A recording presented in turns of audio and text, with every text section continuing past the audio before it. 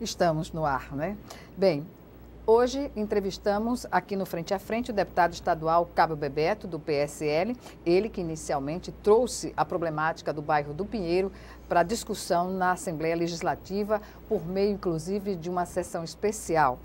O Cabo Bebeto, deputado, ele esteve participando da audiência pública realizada pela Justiça Federal nesta quarta-feira, onde foi apresentado o laudo do Serviço Geológico do Brasil sobre as causas das fissuras no solo e das rachaduras nos imóveis dos bairros do Pinheiro, Mutange e Bebedouro.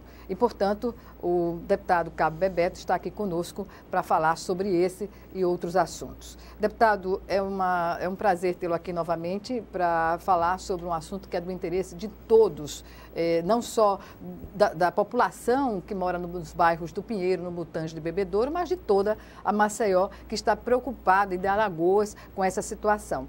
Portanto, eu pergunto ao senhor que participou da audiência pública, que balanço o senhor faz do que foi ouvido lá, sobre o laudo propriamente dito, que é o laudo que todos nós praticamente sabíamos, só não tinha como comprovar, né?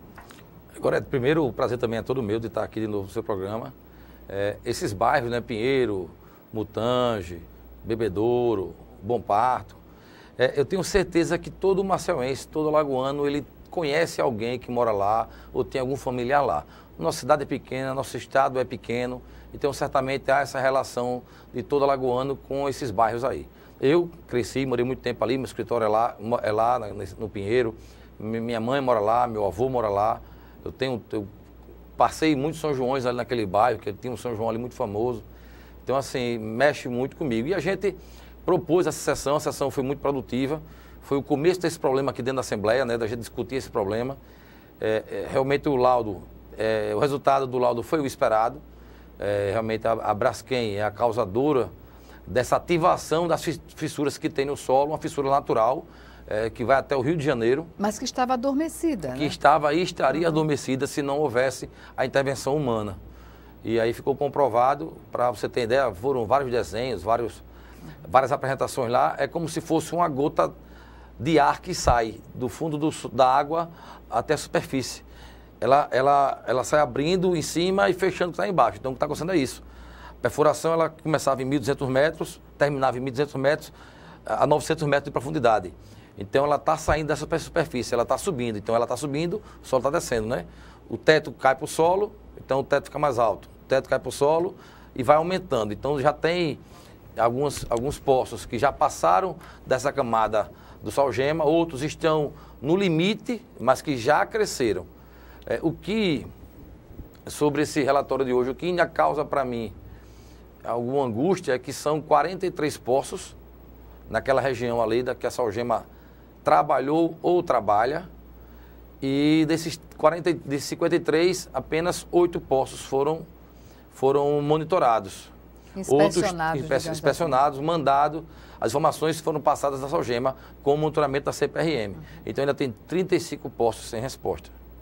O que aumenta a gravidade, talvez, da situação, não é? Aí aumenta e muito a gravidade do problema. Então, assim, mas eu acredito na CPRM, eu acredito no Ministério de Minas e Energia, acredito que eles não estão brincando. Se, de repente, essas informações foram satisfatórias para eles, eu acredito neles, nisso aí. A gente ouve relatos que alguns poços, eles inclinaram tanto, né, que aquele cano que é usado para retirar a salgema, ele empenou de tal forma que a sonda não consegue mais descer. Ou seja, a extração do salgema pela Braskem acionou, não é, o aparecimento daquelas cavernas que deixaram esses bairros vulneráveis a cederem, né? Em relação ao poço, o poço tanto está subindo, não é, como ele está empenando, que é o deslocamento do solo. Então, assim, são várias, e ficou provado, talvez, a questão da falta de saneamento, da drenagem da água da chuva tenha influenciado em alguma coisa. No agravamento da situação. Mas quem ativou, quem reativou, quem criou o problema, que era geológico, que era controlado, né, um problema do solo, mas é normal, é natural para o nosso solo, foi a ação da salgema, a exploração da salgema, feita pela Braskem aqui em Maceió. Deputado, havia na audiência pública alguma representação da Braskem? Que foi falada ou que eu vi, não. Não foi falado o nome de ninguém da Braskem lá, e eu também não visualizei. Algumas pessoas que eu já vi, inclusive aqui na sessão, não foi visualizado lá. O que se pode deduzir dessa ausência tão, digamos assim, que não faz muito sentido, não é? Porque é um assunto do interesse de todos, sobretudo da Braskem, né? Correto, eles já sabiam do problema. Então, para que ir para lá? Eles sabem o que eles fizeram. Então, para que se fazer presente ali? Como é que seria a recepção da população para eles lá? Então, eles não foram porque eles sabiam, antes de mim e de você, dar a resposta. Antes de tudo, não é? Eu queria reencontrar, e vou reencontrar certamente algumas pessoas que fizeram belas apresentações aqui na Assembleia, que a Braskem não tinha nada a ver com nada, então eu vou perguntar a eles se agora o laudo está correto ou não. É porque o laudo vem de técnicos do Ministério das Minas e Energia e não há o que contestar em relação a isso. E qual é o passo que pode ser dado no momento? Qual é a preocupação maior nesse momento? Olha, a minha preocupação agora, e de alguns moradores certamente, é esse mapa da área de risco. A gente viu lá algumas figuras, mas você na tela não consegue identificar as ruas, então é importante eles pedirem mais alguns dias para concluir esse laudo, demarcando novamente, atualizando quais as casas, residências que estão em área de risco, que isso assim, eu acho que isso aí vai, a gente já sabe o caso do problema, né? Já imagina a dimensão do problema, então você vai poder saber se a sua casa está ou não está na área, e vai você pelo menos tomar a iniciativa de resolver a sua vida, e aguardar que aí venha Ministério Público, a Assembleia, Ministério Público Estadual, Federal, Assembleia, né, os órgãos responsáveis, que ele comece a responsabilizar e a cobrar os causadores, buscar soluções, né, Prefeitura, Governo do Estado, Governo Federal, que apresenta à população se lá o bairro pode ser revivido, reativado, se lá vai ser um parque, de repente, com floresta. Mas a população de lá precisa saber o que é que tem com a sua residência, com a sua empresa também, para que ela tome essa decisão e que os órgãos deem o suporte que a população precisa. Porque até não se ter uma definição do encaminhamento a ser feito nesse sentido, é basicamente uma tortura que vivem as populações desses bairros, não é? O morador, o comerciante, por exemplo, o meu escritório é na área do Pinheiro, era a área amarela, virou laranja. Eu não sei agora qual é a área dele mais. Então eu tinha algumas coisas que eu queria fazer no meu escritório.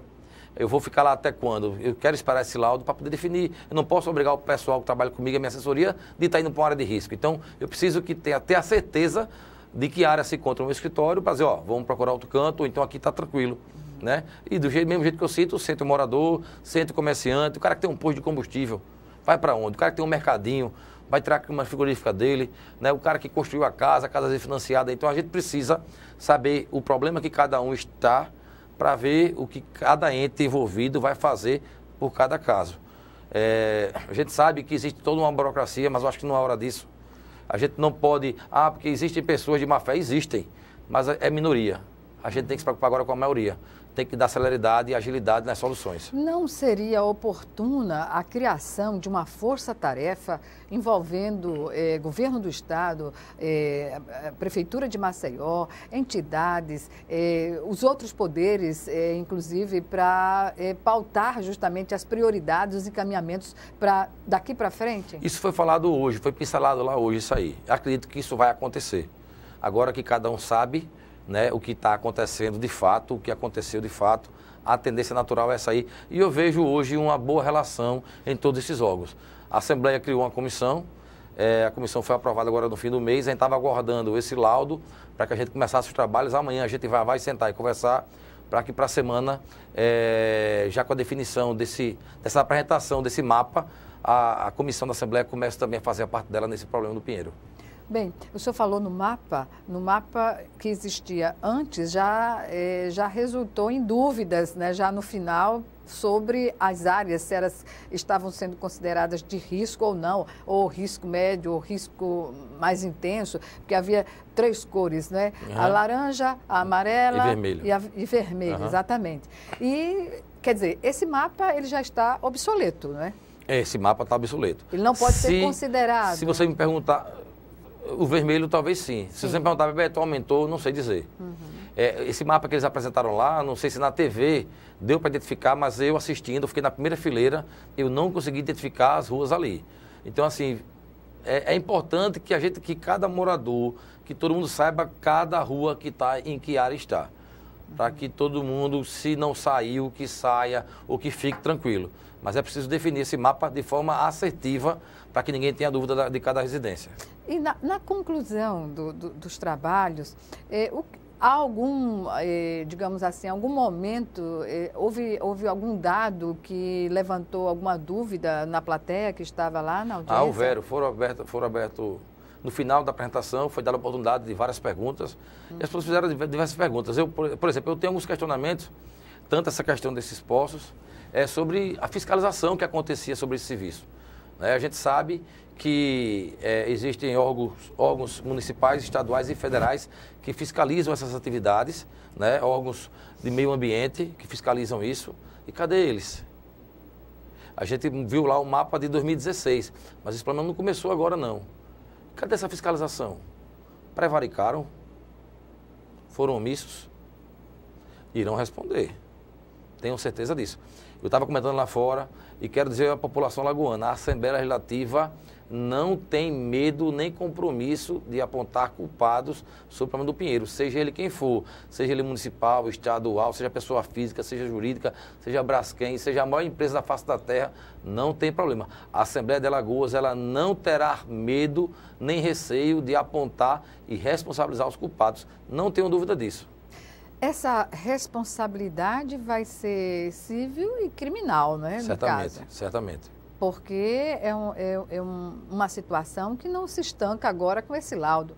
Aí, como o senhor falou, existem outros poços, não é, que estão aí sem nenhuma definição, sem laudo nenhum sobre o perigo que representa. Né? Vamos falar assim, existem ações, por exemplo, jurídicas, que aí nós temos no Ministério Público Federal e Estadual, quem eu confio, que estão dentro do problema, estão acompanhando de perto, eu acredito e tenho certeza que eles vão agir de forma precisa, severa e justa nesse caso. E teremos também as ações políticas, né? Município, Estado, o governo federal terão que fazer ações de forma paliativa e de forma consertiva também, para resolver esse problema. E acredito que agora é a hora de todo mundo arregaçar as mangas e trabalhar. Não tem mais o que esperar, agora é trabalhar. Indenizações também, digamos, financeiras para a população. Certamente. Né? Porque... Os prejuízos foram materiais, problemas emocionais, problemas de saúde as pessoas estão tendo e terão que ser reparadas, eu não tenho dúvida disso. Deputado Cabo Bebeto, nós vamos chamar agora o nosso primeiro intervalo e o Frente a Frente volta em 1 minuto. Até já.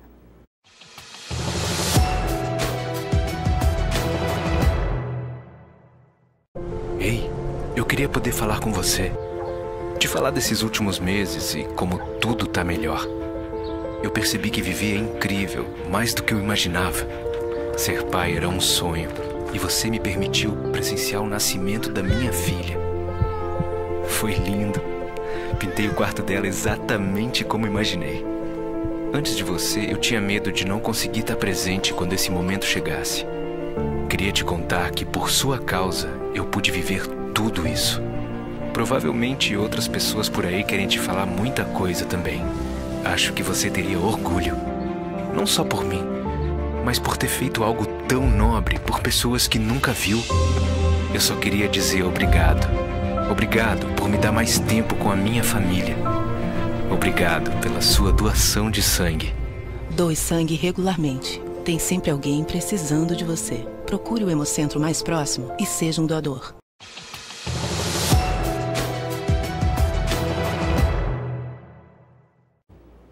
Estamos de volta com Frente a Frente, que hoje recebe o deputado estadual Cabo Bebeto, líder do PSL na Assembleia Legislativa e que foi o deputado que trouxe inicialmente essa questão das rachaduras no bairro do Pinheiro, nas fissuras no solo decorrentes, agora se comprovando com o laudo, né, da CPRM, ligada ao Ministério das Minas e Energia, que foram causadas por extração do salgema, né, que quer dizer, acelerou esse processo. E o Cabo Bebeto está aqui conosco também para falar sobre essa audiência pública que vai nortear as ações a partir de agora com o laudo que foi apresentado. Que lição fica, deputado, desse episódio? A gente observa que é uma tragédia, uma situação única, tanto que se foi buscar até a participação de técnicos de fora para se estabelecer aqui os parâmetros para avaliação do terreno. Que lição fica diante desse episódio? Correto, a gente tira várias lições disso aí. Por exemplo, a gente tem que ter muito cuidado com, primeiro, uma empresa vir para cá, uma geradora de empregos, de tributos, né? É algo muito bom. Mas a gente tem que ter cuidado com isso porque é algo que acontece no subsolo, que a gente de repente não tem um conhecimento, que a gente não vai poder, não tem a tecnologia de repente para acompanhar e monitorar aquilo ali. Acho que fica a lição nesse sentido também. Fica a questão da fiscalização. Por exemplo, na sessão especial que houve aqui, eu conversei com um geólogo do IMA, um jovem de 30 e poucos anos. E eu questionei a ele como é que o IMA verificava os laudos que a Braskem apresentava sobre cada poço. E aí é bem parecido com o Brumadinho, essas represas que vieram a ceder, vamos dizer assim, estourar essas barragens. Ele falava que, por não ter tecnologia, a Braskem contratava uma empresa, quem explorava, contratava uma empresa, essa empresa recebia de quem contratava, que era a parte interessada, e aí fazia um laudo.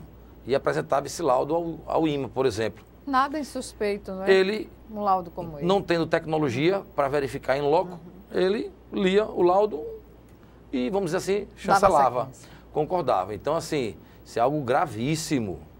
Eu disse a ele, não tem dinheiro que pague, não.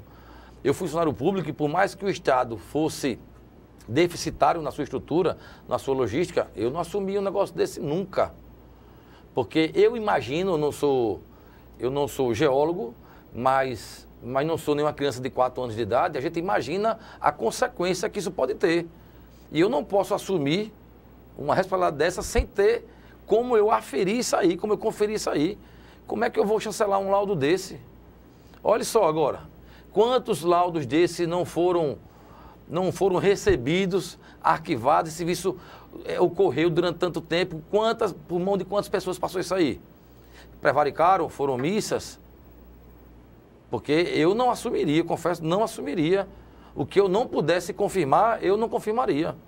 Deputado, e o fato de instalar uma empresa com todos os riscos que ela representa na extração, em área urbana. Isso deveria ser proibido, não é? Correto. Falam que, na verdade, no começo dela, aquilo não era tão povoado ali, aquela região. Né? Não era tão povoado. Era tão povoado que o bairro do Trapiche da Barra... Sim, mas assim, não era tão lá em cima. Às vezes a pessoa, na época, não se falava tanto. Hoje a Braskem virou uma lenda. A gente ouve falar de gás, né? De ter um gás lá que falam que é inodor, que é incolor, que se espalha, que é mortal. Que as pessoas ali do bairro... Aí vamos esperar o quê agora? Qual será a próxima surpresa que a Braskem vai trazer para a gente? Eu confesso a vocês que eu não queria que a Braskem fosse responsável, porque eu sei também do papel social que ela tem, com os empregos que ela gera aqui no Estado. Mas espera aí, a gente tem que ter uma balança. O que traz de bom, o que está trazendo de ruim. E o que está trazendo de ruim parece que foi muito mais grave, o alcance é muito maior do que o benefício que ela trouxe até agora. E a gente não pode permitir isso.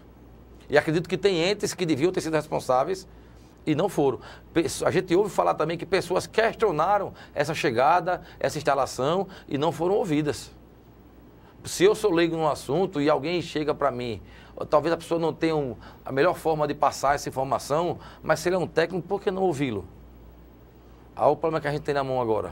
Na época, houve reação, claro, de parte da sociedade, de técnicos também, sobre a localização. Uma pequena parte, exatamente, né? Exatamente. Sobre a localização. Inclusive alerta de possíveis problemas, foi feito também na época. Exato. Tem conversa que gente foi ameaçada, que fugiu de Alagoas, né? Bom, eu acho que hoje não vai ameaçar não, eu acho. Acho que hoje não vai ameaçar não. Mas aí, o que é que se coloca, por exemplo, a extração lá no bairro do Pinheiro, ela continua? Desde o momento que se detectou, não há nenhum tipo de extração?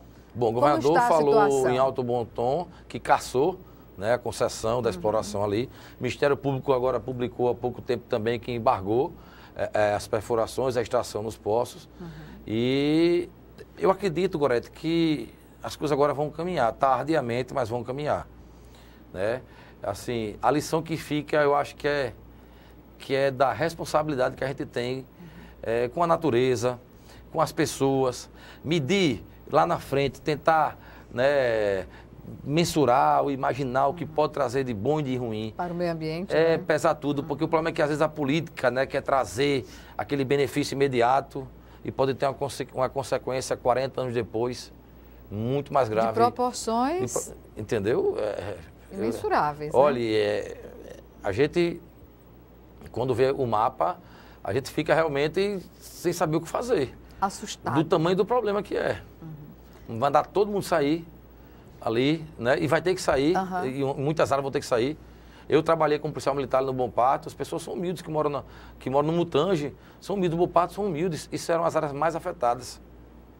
Então, assim, é complicado. O cara já mora num barraco, junta para ter uma televisão, tudo. A gente vai ter o maior problema do mundo. E em contrapartida vem, Gorete, perdão, a população ela tem que ter consciência. A gente teve muito problema e está tendo ainda com o preço de carro de frete. Rapaz, vamos ser mais humanos. Gente explorando, a questão imobiliária também. A gente vinha numa fase de aluguéis baratos, o povo explorando. Você devia ter vergonha na sua cara, rapaz. E se colocar de um lado do outro. A gente vê em outros países aí, as pessoas dando exemplo, doando as coisas para ajudar. E a gente aqui explorando quem está passando por um problema que você não queria estar, que pode ser seu amanhã. E as pessoas explorando. Então, isso também, você reclama muito do seu político, mas você faz pior do que ele muitas vezes. As pessoas precisam ter essa consciência também nessa questão do Pinheiro. Pois é, uma ação solidária de todos, não é? Não é solidária não, é humana. Também. É você ser humano. Se você cobrava 800, como é que está cobrando agora 1.300? O cara só porque sabe que vai ter uma demanda maior agora, está explorando. Fácil não, bicho. Esse negócio de jeito não, esse negócio não. Pois é. E o que foi dito no final da audiência pública sobre encaminhamentos? O que é que a gente pode esperar a partir de agora? Olha, foi passado para todos os entes que estavam lá, né? Eles pediram esse prazo de, eu acho que foi 8 ou foi 10 dias, para a questão desse mapa, mas os entes, por exemplo, o Ministério Público Federal e Estadual não tem que esperar mais nada não, eles já estão agindo, já mostraram que estão agindo. E aí Defesa Civil, as Defesas Civis elas estão arquitetadas, eu já conversei com o comandante do Bombeiro, por exemplo, o Dinário, eu estou sempre passando com o Dinário também, então elas estão arquitetadas. Todos os entes estavam esperando apenas esse relatório, mas as ações, porque não precisa ser nada de conjunto, e cada um vai fazer agora o seu papel. O governo federal em Brumadinho, não diretamente ajudou, claro, mas coube a empresa a pagar o aluguel social das famílias. Seria um momento também de a Braskem entrar nessa questão? O Ministério Público já pediu bloqueio, né? Pediu um bloqueio bem maior do que foi autorizado. Certamente esse bloqueio vai ser aumentado. O governo federal já liberou, se não me engano, 11 milhões e meio para a questão desse aluguel social, que vai aumentar a demanda agora, certamente, né? Assim, eu acho que essas ações estão caminhando. Eu acho que em 2019 muita coisa do Pinheiro avançou. E eu tenho certeza que os órgãos agora vão trabalhar e isso vai andar, cada um no seu papel. A gente já tem aí esse marco, né, de 10 dias, um prazo para começar efetivamente a apresentar esse mapa. Mas também assistimos na sessão... O mapa vai servir, Gorete, para cada morador se situar. O problema já está aí, o que tem que fazer eles já sabem. Entendeu? O mapa vai servir para cada um saber onde sua residência está ou sua empresa está. E aí vai estabelecer aí a condição de cada um de sair imediatamente. O município está resolvendo a questão do IPTU, o Estado está revendo essa questão do ICMS. Né? Então, assim, as coisas estão encaminhando. A questão, por exemplo, dessas bacias que tem lá, tem um nomezinho lá técnico, mas são poços de água que fazem na chuva. Vai ser feita uma drenagem especial para esses casos. Então, que estava esperando o mapa para saber, porque não adianta ele fazer uma drenagem aqui se aquela área ali é de risco. Então, assim, de repente é outra drenagem para aquele local. Então, as coisas estão encaminhando agora. O importante é que todos os entes estão aí atentos e a Assembleia Legislativa faz parte, tem essa tarefa, está assumindo essa tarefa também de buscar a solução imediata desse problema. Gorete, o mais importante é que ninguém morra e que todo mundo seja indenizado. Seja ele comerciante ou morador, que todo mundo seja indenizado. Isso é o mais importante. Nesse momento. Nesse momento. Pois é. Portanto, deputado, falemos agora sobre uma outra questão. O senhor foi eleito presidente da Comissão de Segurança Pública e Direitos Humanos. Qual é a expectativa de atuação dessa comissão diante dos inúmeros problemas que são colocados no dia a dia da população? Olha, a Comissão de Direitos Humanos e Segurança Pública, elas se fundiram né, fazem parte da 9ª comissão aqui da Assembleia Legislativa.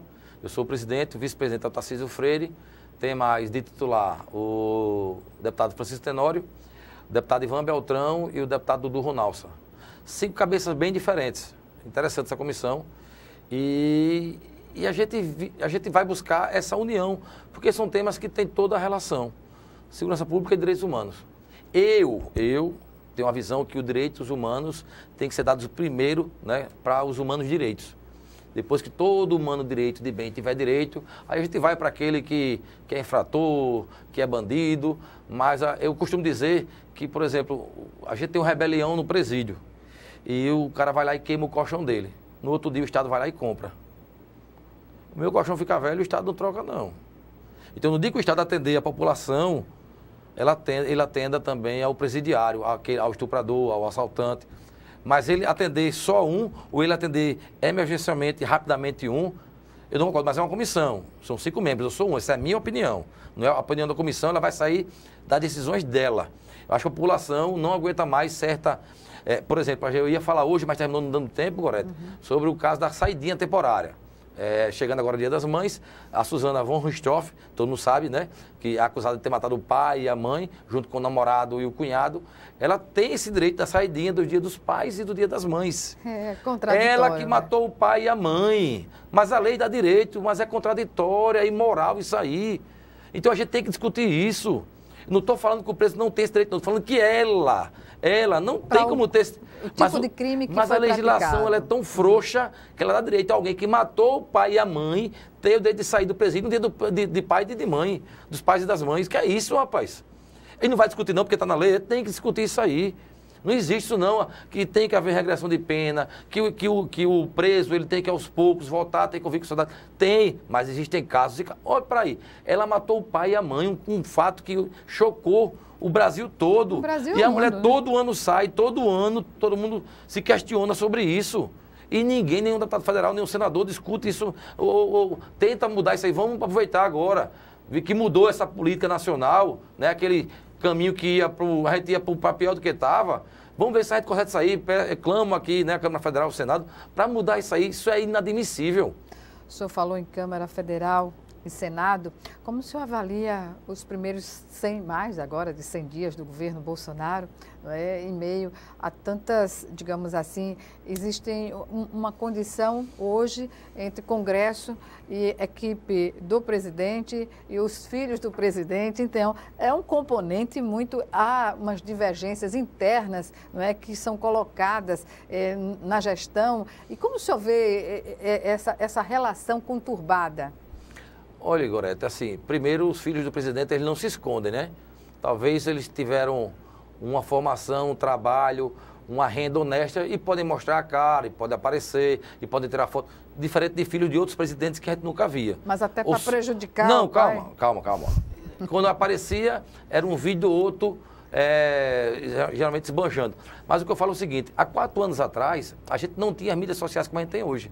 A gente não tinha tanta comunicação, tanta interação social como tem hoje.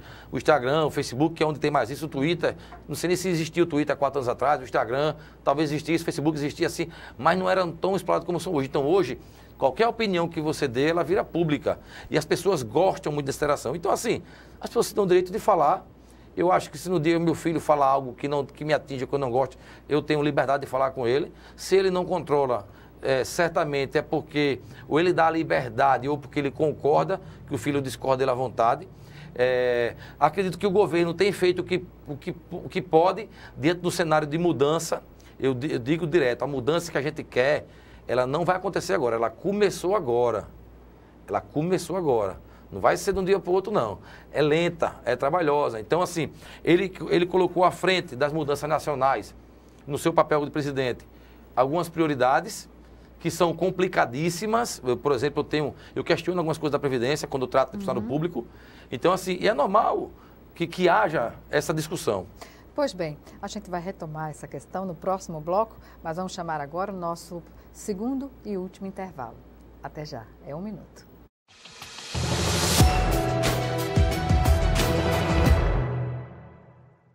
Você acredita que o meu filho hoje não anda porque ele foi picado por um mosquito que você não dá importância? Foi um dos momentos mais difíceis da minha vida. Eu acho que as pessoas só têm noção da gravidade quando vivenciam a situação. O perigo é para todos.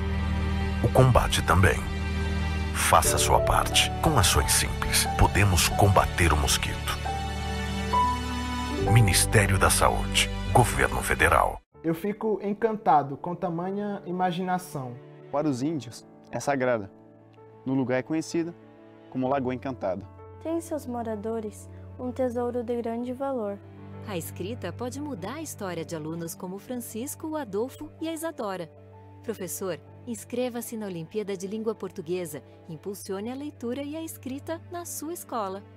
Ministério da Educação, Governo Federal, Pátria Amada Brasil.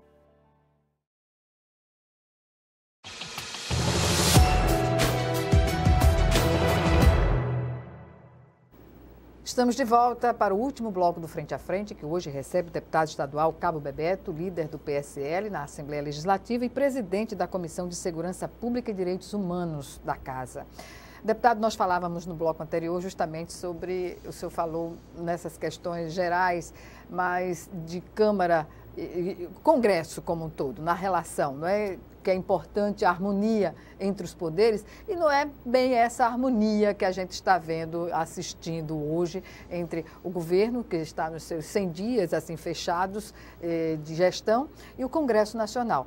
O presidente Bolsonaro dizia que não ia negociar com o Congresso, não ia ceder às pressões do Congresso para colocar o seu programa de governo em execução.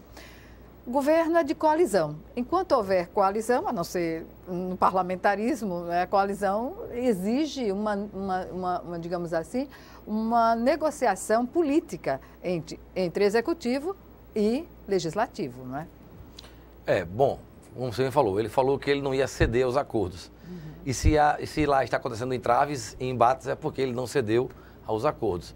Mas é como ele disse, e aí eu acho que foi eu não lembro qual foi o ministro que falou, a gente está apresentando aqui a nossa ideia. Cabe à Câmara, ao Senado, decidir se vai aprovar ou não. E aí é cada um com a sua consciência, cada um que representa o seu eleitorado, se eles vão usar um bom projeto, uma boa mudança, uma boa ideia para barganhar cargos e serão, mais uma vez, infiéis ao povo, é a cabeça de cada um. Por mais harmonia que tenha numa casa, por exemplo, a Câmara Federal são 513 deputados federais. Não tem como você ter uma harmonia total ali. Aqui, que são 27, a gente vai diverge, né? A divergência é natural. É natural. O contraditório é natural. Aí que eu digo, se estão criando barreiras para as ideias, é porque os acordos que sempre eram feitos não estão sendo feitos. É a mudança que a gente esperava. Eu espero que nesse embate o bem prevaleça, a vontade do povo prevaleça. E, como eu disse, a mudança que a gente queria, ela apenas começou. Se Deus quiser, um ano ou alguns meses, ou na próxima eleição, a gente certamente terá mudanças melhores ainda. O senhor tem uma sua independência em relação a posicionamentos, não é? E já disse algumas vezes que tem alguns pontos na reforma da Previdência que o senhor não concorda. Eu digo, a cada crise econômica do país, é comum se estabelecer, isso não é de agora, que se coloca a reforma da Previdência como a saída para os problemas econômicos.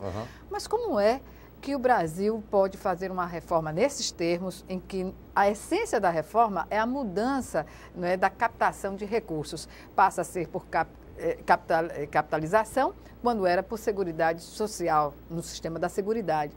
E o que fazer, como é que o investidor vem para o Brasil pensando em, digamos assim, como é que se vai se resolver isso por meio de uma reforma da Previdência, quando a gente sabe que quem não tem com que colaborar, que é a maioria da população, não vai migrar para a capitalização, vai ficar, na verdade, sem a Previdência. Olha, eu acho que a proposta, ela foi feita atingindo tudo que ela podia atingir, justamente para flexibilizar na casa. Uma categoria mexe numa coisa, outra mexe em outra, e de repente vai se achar um ponto de equilíbrio razoável para que o governo consiga manter as contas. A gente vai houve já diminuição de ministérios, isso aí já impactou de forma muito positiva. A gente vai ter certamente menos corrupção no país, isso também vai sobrar muitos recursos. Isso, eu acho que, eu digo a todo mundo, a partir de junho, eu acredito que a gente vai começar a ver números bons no país. Já vieram alguns números, mas vieram números bem melhores e certamente os recursos virão para os estados, as coisas fluirão melhor e acontecerão melhor. Eu acho que só diminuindo a roubalheira que tinha, o desvio que tinha, já vai folgar muito as finanças do governo federal. Eu acredito nisso. É porque tem que se mirar investidores que vêm ao Brasil para promover o emprego. Mas até nisso, Gorete, o capital financeiro. Quando você mostra uma gestão honesta, que reconhece o valor do empreendedor e do empregador, ele atrai. Automaticamente ele já atrai investimento para o país. Tenho certeza disso.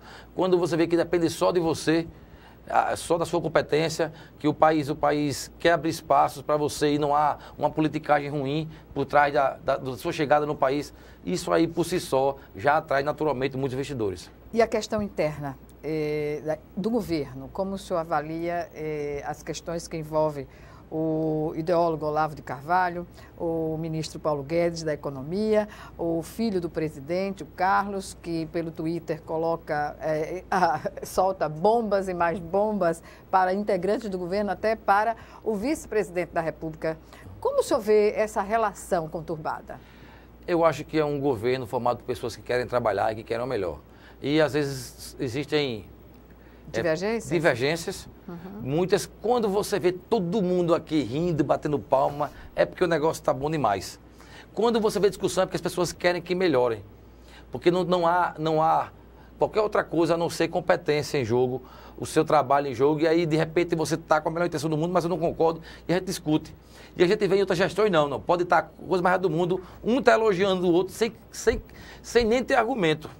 Então, assim, é natural isso aí, repito, um governo formado por técnicos, sem acordo político esdrúxulo, vamos dizer assim, onde as pessoas têm liberdade de dar sua opinião. Eu era o cara que todo mundo dizia que ia criar um quartel dentro do país, onde todo mundo fala o que quer. Todo mundo dá sua opinião, todo mundo expõe seu ponto de vista, e a gente não vê coisas que aconteciam, falta de respeito. Você dá sua opinião, discorda, concorda, tenta imprimir na sua pasta o seu ponto de vista, a sua ideologia e trabalha. Só que o Olavo de Carvalho tem sido ácido para não falar... Mas qual é o cargo do Olavo de Carvalho no governo? Não deveria ter tanta influência. Não, mas eu estou falando de cargo, para a gente poder cobrar alguma coisa e reclamar. Se ele influencia, se ele influenciou, mas ele não tem dinheiro público nele. Ele fala o que ele quiser falar. Cabe a você ou a mim discordar ou concordar com ele. Se ele fosse um ministro, aí a gente até podia apedrejá-lo. Mas ele é uma pessoa que tem direito de falar o que ele pensa. Ou não tem? Na democracia, sim. Não é? Eu, como deputado, talvez você tenha mais força de me questionar do que dele. Não é? Mas ele é livre do dinheiro público. Ele tem o espaço dele, na vida dele. Não tem. Talvez ele seja um guru, como alguns dizem, do nosso presidente, mas é um guru dele. Apenas. É. Apenas. Deputado, e no mais, o que dizer do PSL agora está numa condição estável, digamos assim, não é? Na representação que tem, não só aqui em Alagoas, mas no restante do país. Qual é, digamos assim, a ação do PSL? O que o PSL considera importante para que um partido jovem, como é o PSL, ele se consolidar cada vez mais? Olha, o PSL, ele está junto do governo, isso é fato. Aqui em Alagoas nós temos um presidente, que é o Flávio Moreno, presidente estadual do PSL. Eu sou presidente municipal aqui em Maceió. A gente tem tratado de pulverizar o PSL no estado de Alagoas, em todos os municípios, por pessoas que estiveram com a gente na campanha, se não apoiando o Cabo Bebeto, se não apoiando o Flávio Moreno, mas pelo menos como presidente. Isso é fato, isso é a condição irrevogável. Para se assumir o PSL no município, tem que ser apoiado pelo menos o presidente. E aí a gente está, pouco a pouco, né? Às vezes não existia o partido, tinha partido lá que não prestava conta. E não é simples isso aí. E a gente está tentando colocar o partido em cada município em ordem, para que a gente consiga ter nos 102 municípios de Alagoas o PSL bem representado. Essa preocupação passa pelas próximas eleições. O PSL deve lançar candidaturas não só nas proporcionais, mas também nas majoritárias? Sim, onde couber, onde tiver candidato com o nosso perfil, a gente vai colocar sim. E a gente já está fazendo isso pensando lá em 2020. No mínimo ter um vereador em cada município. E se puder brigar por prefeito ou por vice-prefeito, a gente vai entrar na disputa sim. E a vida orgânica do partido em Alagoas? O que é que se pretende fazer? Uma militância, de que forma pretende se estabelecer? O partido é liberal. O eleitor, o nosso... as pessoas têm liberdade de agir. E qualquer movimento social que tenha, que o PSL achar que se encaixe ou se identifique, a gente vai participar. Né? A gente tem algumas ações, a gente tem feito visitas nos municípios e as pessoas procuram, às vezes, o presidente, ou me procuram por algumas demandas sociais de uma classe ou de uma categoria. E a gente tem atendido, se não com o partido, se não com o mandato da gente aqui na Assembleia, tentado dar encaminhamento para atender a necessidade de cada um. E por falar em Assembleia, como o senhor está se situando na Assembleia Legislativa? Qual é o seu sentimento de estar deputado estadual? Bom, é uma boa sensação. Eu queria, Gorete, confesso, ter mais poderes. A Constituição Estadual, ela tirou muitos poderes dos deputados, é fato. Eu queria ter mais poderes, mas assim, tenho um bom convívio com os colegas.